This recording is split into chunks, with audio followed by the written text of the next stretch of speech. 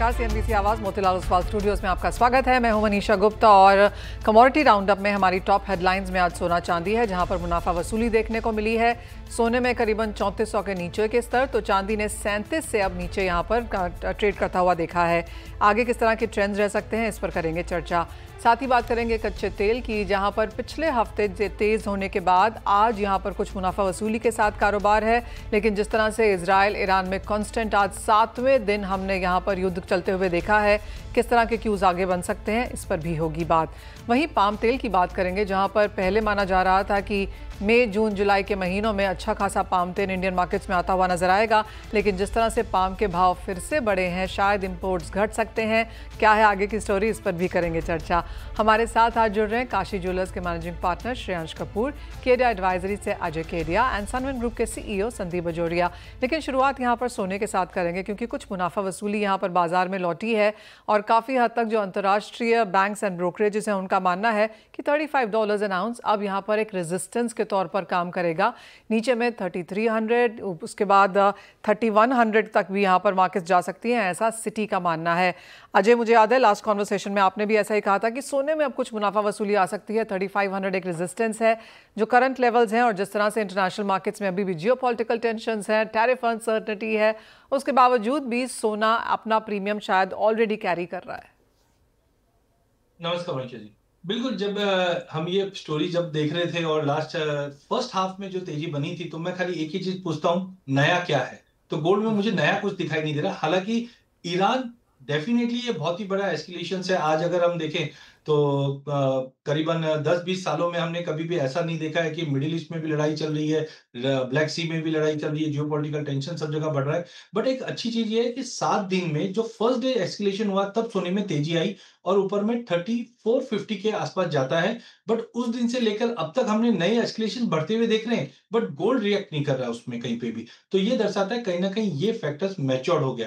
हालांकि एक व्यू ये भी आ रहा है इसके अंदर कि जनरली जब भी ऐसे एस्केलेशन होते हैं तो थोड़ा सोना एक स्टेप बैक करता है, नीचे जाता है, फिर एक रिकवरी वापस बनाता है। बट टाइमिंग जब तक ये 3420 या 3450 के ऊपर या लेट से 3500 के ऊपर नहीं जाता, I think whatever the story we have seen in last 5 years कि जियोपॉलिटिकल टेंशन है, सेंट्रल बैंक की बाइंग है, ETF के अंदर बाइंग है, डी डॉलराइजेशन हो रहा है, ये सारे के सारे मार्केट फैक्टर इन कर रखा है। तो मेरा मानना है कि प्राइजेस में 8 से 10% का करेक्शन अगले महीने 2 महीने में आराम से मिल सकता है। बट अब तक जो 4 साल में हमने डबल डिजिट के रिटर्न देखे, अब सोना उतना देता हुआ दिखाई नहीं दे रहा। मेरा अभी भी मानना है 2750 से 2800 एक एवरेज रहेगा अगले साल भर का व्यू जो मैं लेके चल रहा हूं। बट नीचे में 2400 भी दिखाने की ताकत रखता है। बट कम होंगे, गोल्ड में दबाव बढ़ता हुआ दिखाई देगा। ऑलराइट, आई थिंक 3000 तक तो लोग समझ रहे थे, लेकिन 2400 तक भी यहाँ पर सोना जा सकता है। तो वो ऑफकोर्स यहाँ से $1000 जैसी गिरावट आप बात कर रहे हैं यहाँ पर। आप अजय, इतनी बड़ी मंदी आपको लगता है सोने में यहाँ पर आती हुई नजर आएगी? क्योंकि प्रीमियम अगर हम $100 यहाँ से देखें, $200 भी अगर यहाँ पर देखें, तो जिन लेवल्स की आप बात कर रहे हैं वो यहाँ से काफी नीचे हैं। देखिए, मैं अभी अगेन मैं बोलता हूँ, जो मार्केट देखो, गोल्ड में कभी भी परसेंटेज करेक्शंस नहीं आता। आज आप पिछले 25 साल का अगर फाइनेंशियल, अभी जस्ट मैंने एक डेटा भी देख रहा था, जहां पे आप देखो 10% के नीचे फाइनेंशियल पीरियड के अंदर कभी भी हमने इतना बड़ा फॉल नहीं देखा। जो 2400 की मैं बार बार बात कर रहा हूँ, वो एक तरह का स्पाइक रहेगा, नीचे की तरफ जाएगा। बट ओवरऑल 2750 से 2800 के आसपास जाके मार्केट कंसोलिडेट करेगा। सेकेंडली, सबसे बड़ा जो फियर मुझे दिखाई देता है वो ये है कि जैसे ETF के बायर्स है, जिस ढंग से पिछले 4-5 सालों में हमने गोल्ड एज ए निवेश नहीं देखा, गोल्ड एज ए इन्वेस्टमेंट देखा है। और इन्वेस्टर की सबसे पहली पसंद होती है वो है रिटर्न्स। और जिस ढंग से सारे फैक्टर्स अब मैच्योर्ड होते हुए दिख रहे हैं, हालांकि जो हम देख रहे हैं लंबी तेजी बनेगी, मैं अभी भी मानता हूं कि लॉन्ग टर्म में, जैसे हमने रिसेंटली देखा इन्वेस्टमेंट, आज जो रिजर्व्स रहते थे वो डॉलर्स के अंदर होते थे, अब सेकंड नंबर पे गोल्ड आ चुका है। तो ये लॉन्ग रन में डेफिनेटली गोल्ड को सपोर्ट करेगा। बट टाइमिंग, एक करेक्शन रिक्वायर्ड है, एक टाइम कंसोलिडेशन रिक्वायर्ड है, जो नीचे में मे बी 2400 या 2750 से 2800 का एक लेवल दिखना चाहिए। करंट लेवल से मुझे लगता है जो इन्वेस्टर्स है वो प्रॉफिट बुक करना स्टार्ट कर देंगे। वही हमने एक्चुअली होता हुआ देखा भी है। प्रॉफिट बुकिंग, मुनाफा वसूली यहाँ पर लगातार बनती हुई नजर आई है। यानी कि CFTC में तो यहाँ पर लॉन्ग्स कम होते हुए दिखे ही थे। ETFs में भी यहाँ पर कुछ रिडेम्पशन, जहाँ सिर्फ इंडियन मार्केट्स में लेकिन बाहर भी देखने को मिली हैं। हमारे साथ काशी ज्वेलर्स के मैनेजिंग पार्टनर श्रेयांश कपूर जुड़ चुके हैं। श्रेयांश, गोल्ड में मुनाफा वसूली आएगी, आप कहेंगे ये रिटेल मार्केट्स के लिए अच्छा है? एक्चुअली नमस्कार मनीषा जी। जैसे लास्ट टाइम हम लोग की बात हो रही थी एंड फिर उसके बाद फिर गोल्ड ने तेजी पकड़ ली, 1,02,000 रुपये पहुंच गया है गोल्ड फिर से। And for the retail market is not a very good sign, I will be very honest. इसमें मोस्टली क्या होता है कि जो हमारे बहुत सारे कस्टमर्स हैं वो ज्वेलरी अपनी पुरानी निकालते हैं, बेचते हैं और उससे अपना फायदा निकालते हैं। Also sale gets affected because जिनकी भी गर्मियों की सालक चल रही है तो उसमें जो शादियां होनी थी उसकी जो बाइंग इफेक्ट होती है बिकॉज सबके बजट डिस्टर्ब होते हैं। बट जो शॉर्ट टर्म गेन करना चाहते हैं उनके लिए अच्छा मौका था, जिन्होंने कि आप समझिए 90,000 पे गोल्ड लिया था और आज 1 लाख के ऊपर में बेच रहे हैं, तो एक अच्छा उनको प्रॉफिट मार्जिन मिल जाता है। श्रेयांश, जितने लोगों ने नीचे में शायद 2400 2500 में 3000 में लिया होगा, उनकी तादाद ज्यादा होगी जिन लोगों ने as of now current levels 3400-3500 पे लिया। I have never seen so many people coming and selling. मैंने इतने 25 साल की अपनी हिस्ट्री में नहीं देखा है कि इतने सारे कस्टमर्स अपना पुराना सोना, पुरानी ज्वेलरी निकाल के इनकैश कर रहे हैं और उसको यूज कर रहे हैं अपने बाकी चीजों में। तो this is first time ever I have ever seen huge spike. क्योंकि नॉर्मली एक ज्वेलर के लिए 5 से 7% रिटर्न आता था, मतलब लोग रिटर्न करते थे अगर परसेंटेज की बात करें ओल्ड ज्वेलरी, बट इस बार is about 25%। So what I am trying to say कि अगर एक दिन का सेल 100 पीसेस का है तो 25% उसमें से लोग रिटर्न कर रहे हैं पुरानी ज्वेलरी और उससे मुनाफा निकाल रहे हैं। पर लोग 25% लोग बेच रहे हैं या एक्सचेंज कर रहे हैं Shreyansh? Both are happening but lot of people are in cashing also. क्योंकि देखिए एक फायदा कस्टमर को ये मिला है कि जिनको भी ज्वेलरी खरीदनी है उनका पुराना सोना भी इतनी ज्यादा वैल्यू का है कि उनको बहुत अच्छे दाम मिल रहे हैं और उससे उनको सिर्फ डिफरेंस का पैसा देना पड़ता है। कई बार तो हमें ही उनको पैसा देना पड़ता है बिकॉज उनकी वैल्यू ज्यादा आती है। And people get a great delight in it because उनको लगता था कि उन्होंने सोना और काफी कम दाम पे लोगों ने सोना खरीदा रहा है। और आपको पता है कि नारी धन के हिसाब से मैक्सिमम लोगों के घरों में सोना है, ज्वेलरी है जो लोग बुरे वक्त के लिए बचा के रखते थे। तो कई लोग उसको भी यूज कर रहे हैं नई ज्वेलरी को खरीदने में। श्रेयांश, तो जैसे अजय भी कह रहे हैं और जिस तरह की रिपोर्ट्स भी आ रही हैं कि एज ऑफ नाउ सोने ने थोड़ा सा टॉप यहाँ पर बना लिया है। अगर प्राइसेस नीचे यहाँ पर गिरते हैं, 24 कैरेट का तो अभी भी फिलहाल लाख रुपया ही है, लेकिन 22 कैरेट ऑफकोर्स 97-98,000 पे है। अगर प्राइसेस में मुनाफा वसूली आती है यहाँ से 4-5-7 हज़ार रुपए की, आप बायर्स को लौटता हुआ देखते हैं मार्केट में फिर से? So for market I would say कि वी नीड स्टेबिलिटी। जो मैं हमेशा एक बात बोलता हूँ कि स्टेबिलिटी जब तक नहीं आएगी कस्टमर वापस नहीं आता है मार्केट में। बहुत तेजी से उतार चढ़ाव अभी भी जो ईरान और इसराइल की जो वॉर हो रही है उसकी वजह से अगेन अनसर्टेनिटी हो गई है मार्केट में। ऑल्दो फेड ने अपना रेट स्टेबल रखा है तो वो एक अच्छी चीज है, बट देन इतनी सब चीजें न्यूज आती हैं रोज और कस्टमर उससे विचलित होता है, डिस्टर्ब होता है और उसके बाद कंफ्यूज हो जाता है, to be honest. And that's when it creates a problem for buying and selling both. Shreyansh, second half of this year में क्या सेंस है अब यहाँ पर, क्योंकि हमेशा जो लास्ट 2 क्वार्टर्स होते हैं कैलेंडर ईयर के, हम वहां पर एक बाइंग आता हुआ देखते हैं। Right, so as you would be aware India में मेन बाइंग अपनी अगस्त से चालू होगी जब Rakshabandhan is the first festival जो हम लोग सेलिब्रेट करते हैं। और उसके बाद से आगे नवरात्र का सीजन है, दिवाली है, तो obviously we are looking at the gold to go up because of the high demand which will come in naturally. और लॉट आजकल मैं ये भी देख रहा हूँ कि कई लोग बिल्कुल लास्ट तक रुक जाते हैं ज्वेलरी खरीदने के लिए, क्योंकि उनको ये नहीं पता होता है रेट कब गिरेगा और जरा सा भी रेट में अगर एकदम से उतार आता है तो वो आ जाते हैं खरीदने के लिए। And this will happen more in the I think in the आर अगस्त वाला जो क्वार्टर होगा उसमें मुझे ज्यादा लग रहा है कि डिमांड भी आएगी और रेट भी बढ़ेगा। श्रेयांश, कोई नंबर्स पुट इन आउट कर रहे हैं आप कि किस तरह की डिमांड हम बढ़ता हुआ देख सकते हैं कि या फिर जिस तरह की अनसर्टेनिटी मार्केट्स में है ये एज ऑफ नाउ कैलकुलेट करना मुश्किल है? So last time also I was talking कि 3400 का डॉलर रेट का तक जाना चाहिए and we are already at 3360 as we are talking. So we are pretty much at the peak at that time. The only thing to add कि because of this uncertainty तो चीजें उतनी predictable नहीं हो पाती हैं कि आप एग्जैक्टली कैसे प्रिडिक्ट कर पाएंगे कि रियल फ्यूचर क्या है।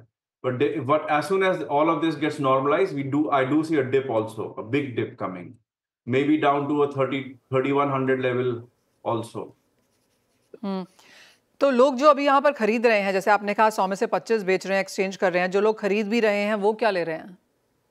जो लोग, हाँ, एक बड़ा इंटरेस्टिंग चीज ये रही कि लोगों का रुझान दो और प्रेशियस मेटल्स में हुआ है। प्लैटिनम का रेट बेटर हो गया है, लोग कुछ प्लैटिनम की ज्वेलरी खरीद रहे हैं। I am also seeing lot of people buying diamond jewellery थोड़ी फ्यूजन ज्वेलरी जिसमें जरा सा डायमंड और थोड़ा पोल्की होता है, जिसमें गोल्ड की मात्रा कम होती है, उस पे लोगों का रुझान आ रहा है। तो I am seeing lot of people converting जो प्योर गोल्ड से हट के जो से ये वाली जो फ्यूजन और mix precious metals, gemstones, diamonds, even platinum पे लोग खरीद रहे हैं ज्यादा। Interesting. Of course platinum, diamond, silver, polki, ये सारा कुछ यहाँ पर बेटर कर रहे हैं, जहाँ पर गोल्ड कम यूज़ होता है या फिर कम मात्रा में या कम कैरेटेज में यूज़ होता है। श्रेयांश एज ऑलवेज बहुत शुक्रिया साथ जुड़ने के लिए और वो वैल्यू ऐड करने के लिए कि क्या किस तरह का ट्रेंड हम इंडियन मार्केट्स में इन प्राइसेस को रिएक्ट करता हुआ देख रहे हैं। फिर ये तो बात हुई ऑफकोर्स यहाँ पर सोने की, लेकिन अजय चांदी के प्राइसेस अगर देखें तो 37 का हाई बनाया है, हायर हाईज बनते हुए देखे हैं हमने चांदी में, और बढ़त की एक्सपेक्टेशन है। चांदी में मुझे लगता है कि खाली जब हम गोल्ड सिल्वर रेशियो को देखते हैं तो चांदी में क्या जिस्ट रह सकते हैं वो पता चलता है। जैसे मैंने लास्ट टाइम भी कहा था कि 107 या 100 के ऊपर ये रेशियो टिक नहीं सकती है, और अब हम देख रहे हैं 9150 के करीब आ चुका है। नो डाउट 200 मूविंग एवरेज का एक सपोर्ट जरूर दिखा रहा है, बट कुल मिलाकर अगर महीना 2 महीना 6 महीने की अगर बात करूं तो रेशियो में अगर गिरावट कंटिन्यू बढ़ती है और लेट्स से 84 85 के करीब भी आती है, दैट क्लियरली शोज कि चांदी आउट परफॉर्म करेगा। यूएस चाइना का ट्रेड टेंशन कम हुआ है, इंडस्ट्रियल यूज कंटिन्यू बढ़ा है, माइन के आउटपुट्स में कमी है, डेफिसिट में हम ये कंटिन्यू 3 सालों से हम देख रहे हैं ये डेफिसिट कंटिन्यू बना हुआ है, यूज केस बढ़ा है। हाँ, ये चीज इग्नोर नहीं करना चाहिए। अगर गोल्ड में कुछ ऐसा बड़ा करेक्शन आता है जैसे हमने मार्च अप्रैल में देखा था 10% का, तो चांदी भी उस पे एक रिएक्ट करते हुए दिखाई देगी।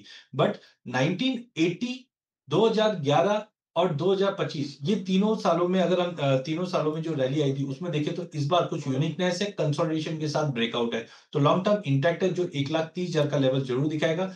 टेम्पररी हो सकता है कि मार्केट में एक पुल बैक आए जो 1 लाख से लेकर 95,000 तक भी आ जाए, बट थोड़ा बचना चाहिए। आज इंटरडे के लिहाज से अगर जब तक कोई नया इवेंट नहीं आता है, मुझे लगता है आज इंटरडे में भी दबाव बढ़ता हुआ दिखाई देगा, जो 1,08,000 के करीब बेचा जा सकता है। 1,09,200 का स्टॉप लॉस रखेंगे, 1,05,500 तक के लेवल मिलेंगे। ये प्योरली इंट्राडे है। लॉन्ग टर्म अभी भी चांदी मुझे बहुत ही अच्छी आउट परफॉर्म करते हुए दिखाई देती है।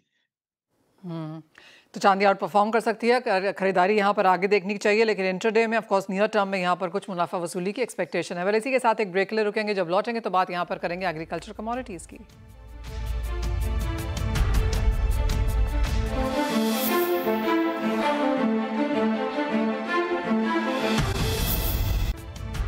स्वागत है आपका। हमारे साथ सामने ग्रुप के संदीप बजोरिया हैं। संदीप जी नमस्कार। और काफ़ी सारी रिपोर्ट्स अब ये सजेस्ट कर रही हैं कि जुलाई सितंबर के लिए सीपीओ के जो ऑर्डर्स हैं वो शायद कैंसिल होते हुए नजर आए हैं।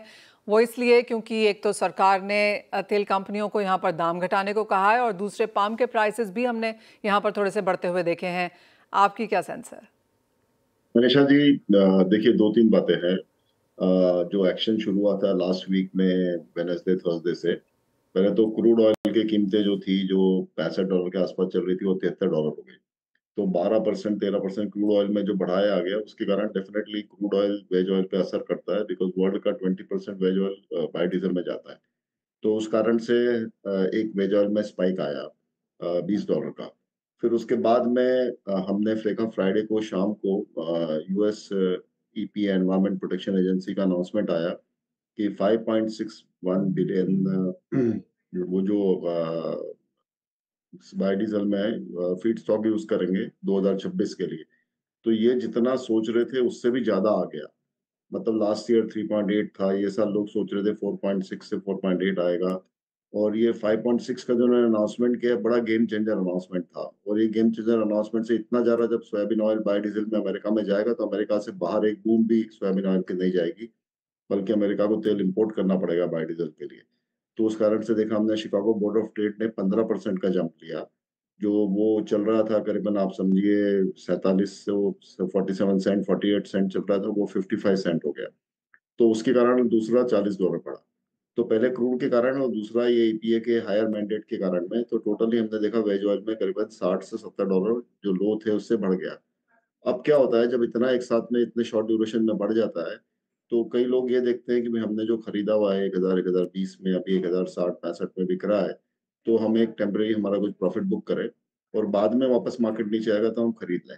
तो इस तरीके से कुछ 70-80 हजार टन के वॉश आउट हुए हैं। ये नॉर्मल बात है, ये तो ट्रेड में देना और बेचना चलते रहता है। बट वर्ल्ड में एक बात जरूर है कि अभी पाम ऑयल का मेन सीजन है और मलेशिया इंडोनेशिया में अभी फुल स्पीड में अवेलेबिलिटी बढ़ रही है। तो कोई कार्गो की कमी नहीं होगी, जितना तेल हमें चाहिए उतना मिलेगा। और मलेशिया इंडोनेशिया हमें महीने का यदि 8-9 लाख टन भी चाहिए तो वो हमें देने को तैयार है। और मुझे लग रहा है अराइवल में हमारा जून महीने में जो अराइवल होना है पाम ऑयल का, वो वन ऑफ द हाईएस्ट होने वाला है। वो आप समझ के चलिए करीबन 9 लाख टन का पाम में का अराइवल हो जाएगा। जुलाई का शिपमेंट भी हमें लग रहा है जुलाई अगस्त सितंबर का 8.5 लाख टन हर महीने का शिपमेंट होगा। तो हाँ, उसमें कोई कमी नहीं है। दूसरा बात है सोयाबीन ऑयल। ये सोयाबीन ऑयल में डेफिनेटली दाम थोड़े बढ़ गए। वो पाम से महंगा हो गया है $40-50। तो अब इंडिया सोया कम इंपोर्ट करेगा, पाम ज्यादा इंपोर्ट करेगा, जो पहले उल्टा था। पहले हम पाम बहुत कम इंपोर्ट किए और हमने सोया बहुत इंपोर्ट किए। तो इंडिया बहुत स्मार्ट बायर है, बहुत स्मार्ट कंज्यूमर है। जो चीज वर्ल्ड में हमें सस्ती बिकती है हम उस पर फोकस करके उसकी क्वांटिटी बढ़ा देते हैं, और जो चीज महंगी है उसकी क्वांटिटी कम कर देते हैं। तो हमारे पास ये तीनों ऑयल का लीवरेज है, सोयाबीन, पाम ऑयल और सनफ्लावर। तो ये हम इंडिया स्मार्ट बाइंग कह सकते हैं और स्मार्ट सेलिंग कह सकते हैं इसको। और सनफ्लावर ऑयल एक $1200 के आसपास स्टेडी खड़ा है, बिकॉज लास्ट ईयर सनफ्लावर की क्रॉप बहुत कम थी और अभी ऑफ सीजन है सनफ्लावर का। लेकिन सनफ्लावर में भी अक्टूबर नवंबर दिसंबर में आप जाओगे, नया क्रॉप जब मार्केट में आने वाला है, तो ये साल सनफ्लावर का क्रॉप भी 5 मिलियन ज्यादा है लास्ट ईयर से। तो 2 मिलियन एक्स्ट्रा तेल बनेगा। तो अक्टूबर नवंबर दिसंबर का तेल $1120 में अवेलेबल है, $1120-25 में। तो आज $1200 है, लेकिन ओएनडी का 1120-25 में अवेलेबल है सनफ्लावर भी। तो तेल की अवेलेबिलिटी बहुत है, कोई दिक्कत नहीं है। लेकिन दाम इन दो कारणों से, बिकॉज क्रूड एक लेवल अप हो गया है और यूएस में जो एनवायरमेंट ईपीए का बायोडीजल का मैंडेट है वो बहुत ज्यादा बढ़ गया है। इस कारण से लाइन जो कीमतें थी जो $1020 की थी, वो बेस लाइन अभी 1050 से 1100 के बीच में आ गई। ये पोजीशन। ऑलराइट संदीप जी, बहुत शुक्रिया साथ जुड़ने के लिए और बहुत डिटेल में वो समझाने के लिए। तो क्लियरली चाहे वो veg oil as a use of bio oil की बात है, जो यूएस का प्रपोजल है यहाँ पर सीबॉर्ड के प्राइस रेंज और काफ़ी कुछ यहाँ पर इंटरनेशनल मार्केट्स में हो रहा है, जिसकी वजह से खाने के तेलों में तेज़ी देखने को मिली है। लेकिन जैसे संदीप जी ने हमें बताया कि इंडियन इम्पोर्ट्स में कोई बहुत ज़्यादा फ़र्क देखने को नहीं मिलेगा। जिस तरह की डिमांड हम अगस्त ऑनवर्ड्स इंडिया में आता हुआ देखते हैं साल के लास्ट 2 क्वार्टर्स में, उसके लिए यहाँ पर पर्याप्त तेल इम्पोर्ट होता हुआ नजर आएगा। बल्कि ये तो बात हुई खाने के तेलों की, लेकिन अजय जिस तरह से हमने यहाँ पर मूवमेंट आते हुए देखी है कच्चे तेल की, जिसका बखान यहाँ पर संदीप जी ने भी किया कि अच्छे खासे गेन्स देखने को मिले हैं, कुछ स्टेबिलिटी आज यहाँ पर मार्केट्स में है। कच्चा तेल भी सोने की तरह फर्दर डेवलपमेंट्स का इंतजार कर रहा है। काफी कॉशियस व्यू है, बिकॉज टेक्निकली चार्ट्स पे अगर हम देखते हैं तो 83 का हाई हमने जनवरी में देखा, 58 का लो हमने बाद में अप्रैल में आते हुए देखा, और ये 65-66 के ऊपर जा नहीं रहा था। जो ब्रेकआउट है वो मुझे दिखा रहा है 78-80 जो अचीवेबल है। लेकिन अभी भी एस्केलेशन बढ़ा हुआ है। स्टेट ऑफ होम्स में लास्ट 6 दिनों में कुछ अपडेट नया नहीं है, इसके लिए कूल ऑफ हुआ है, बट इसको हल्के में नहीं लेना चाहिए। मुझे लगता है अभी भी तेजी है। दूसरा, ये अदर कमोडिटी को भी इंपैक्ट करेगा। पाम ऑयल तो हमने देखा है, बट एक जो छुपी हुई कमोडिटी वो है कॉटन। बिकॉज रिसेंटली आप देखिए कि आइस कॉटन में भी हमने 68 सेंट तक जाते हुए देखा। कारण कि जब आप पॉलिस्टर महंगा होगा तो कॉटन को भी सपोर्ट मिलेगा, और इसी के चलते हमने पूरे कॉटन के वीसीपी में एक जंप आते हुए देखा। ये खाली कच्चे तेल की वजह से है। बाकी ट्रेड पॉइंट ऑफ व्यू से मुझे लगता है कॉटन सीड ऑयल के पे नजर रखिए। यहाँ पे हमने देखा अच्छी खासी तेजी के बाद एक प्रॉफिट बुकिंग देखने मिल सकता है। तो ओवरऑल मुझे लगता है कि कच्चे तेल में अभी भी वॉलिटिलिटी जारी है। जो हायर साइड पे डोमेस्टिक मार्केट की अगर मैं बात करूं तो 6320 इज गुड टू बाय, 6250 के स्टॉप लॉस से ऊपर में मुझे लगता है ये 6500 का लेवल दिखा सकता है। यानी कि तेजी कच्चे तेल में वापस आ सकती है। एज ऑफ नाउ भी 1% की बढ़त के साथ आपकी स्क्रीन पे यहाँ पर कारोबार है और कुछ कॉशियस रहने की ज़रूरत है। मामला अभी भी गर्म है और जिस तरह की रिपोर्ट्स रोजाना यहाँ पर आ रही हैं, काफ़ी सारे हेड ऑफ स्टेट्स यहाँ पर बातें करते हुए दिखे हैं, जिसका इम्पैक्ट आ सकता है। वेल, इसी के साथ अजय बहुत शुक्रिया साथ जुड़ने का। इस कार्यक्रम में फिलहाल इतना ही समय है, लेकिन जाते जाते आपको बता दें कि सोना इस साल की one of the best performing asset classes में से उभरा है। तो तैयार हो जाइए, क्योंकि हम आपके लिए लेकर आए हैं एक धमाकेदार live webinar, gold master class. 21 जून को होने वाले इस वेबिनार में हमारे एक्सपर्ट्स आपको बताएंगे सोने में ट्रेडिंग और निवेश के गुर, वो भी रियल केस स्टडीज के साथ। और आपके सभी सवालों के जवाब मिलेंगे, चाहे बात हो सोना कहाँ, कितना, कैसे रख सकते हैं, गिफ्टिंग पर टैक्सेस, पोर्टफोलियो में सोने का हिस्सा, या फिर पुराने और नए ज्वेलरी पर जीएसटी के नियम। सोने से जुड़े हर सवाल का जवाब बस इस वेबिनार में। तो देर ना करें, अपनी स्क्रीन पर दिख रहे लिंक पर रजिस्टर करें और बने गोल्ड मास्टर क्लास का हिस्सा।